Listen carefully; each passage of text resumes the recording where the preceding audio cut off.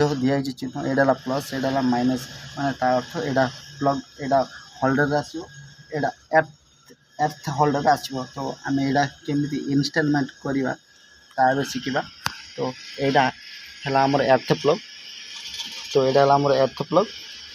तो एर्थ प्लगटा जब भी माइनस लगे तो यहाँ आम यहाँ माइनस लगेदे। तो यहाँ है होल्डर। तो यहाँ है होल्डर। तो ये होल्डरटा तो जब भी होल्डर लगे प्लस रे इनस्टॉल हम। तो ऑलरेडी आमर इनस्टॉलेशन सरी जाइए। तो बिल्डिंग कला समय जो जो सामान गुड़ाक दरकार पड़े ताला आमर ब्रश वायर ब्रश वेल्डिंग मारला क्लीन करने वायर ब्रश निहाती दरकार।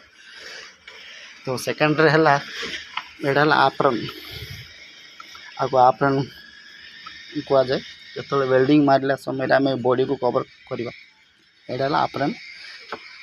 तापर यहाँ ग्लाउज यहाँ ग्लाउज वेल्डिंग मारला समय आम हैंड को करवा कवर नथिले निआरे हाथ जल।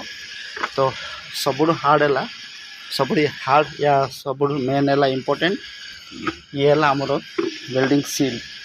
जो वेल्डिंग मारला समय आम आखि देखिए तो से आमको निहाती दरकार। तो वेल्डिंग सील वेल्डिंग करने आगु एति सामान निहाती आवश्यक। तो थैंक यू फ्रेंड।